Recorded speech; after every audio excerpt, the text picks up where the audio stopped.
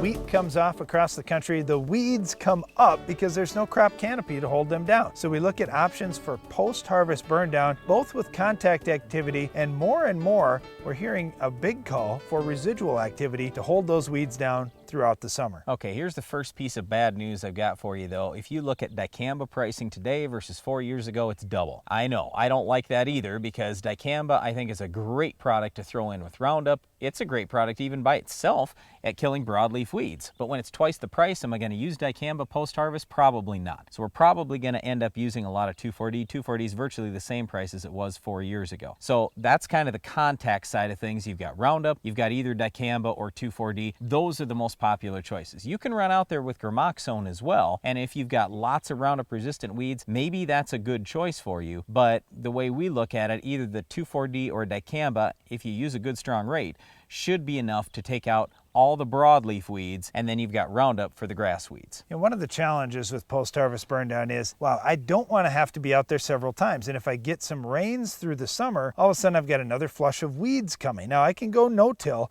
and try and leave a good mat of residue out there to try and hold down weeds as much as I can, but I'm still going to see some weeds come through. So when we think about that, what can we use for residual herbicides? It greatly depends on what you're going to come back with for the next crop and what kind of rotational restriction there is from using that herbicide into the next crop. And then you have to be real with yourself too. Hey, I'm in Montana and I don't get much rain. You know what? If something has a 3 or 4 month rotational restriction and it's really touchy even at that, you may have to double that or even more in an area where you don't get much rainfall. Well, 20 years ago, atrazine was the most popular tank mix for Roundup in a post-harvest burn down. We don't ever recommend atrazine in a post-harvest burn down anymore because what we worry about is that atrazine can leach down through the ground and end up impacting groundwater. All right, even though atrazine, if you look at the LD50, it's got the same LD50 as table salt.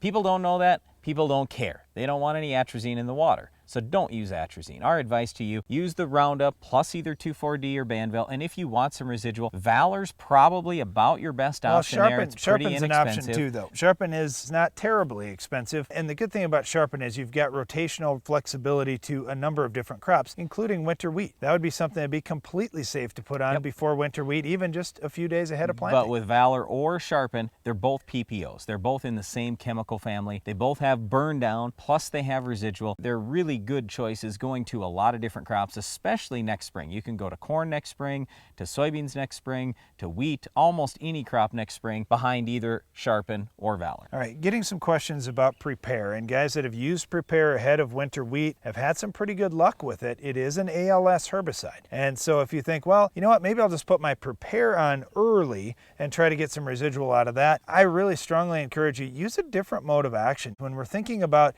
what we have for choices in crop in wheat, when it comes to grass control, it's ALS or it's ACCase. That's really about it. Yes, you can use a little bit of the group 15, but not much. So we really need some help.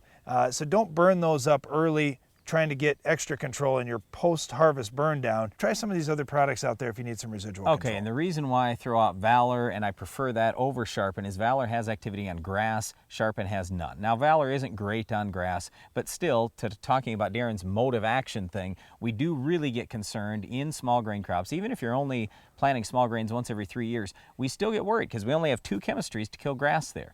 And we'd like to preserve those as much as we can. And one last thing to make note of is the green bridge. And certainly we're talking about a long time before planting in the fall right now, but it is something to keep in mind. There is going to be a time in the season where you need to have everything gone in your field for at least a couple of weeks to avoid bugs and disease problems spreading into your next crop. Something to think about going into this fall. Well, whether we're talking green bridge or not, we always want to get control of our Weed of the Week. We'll talk about your best options coming up next.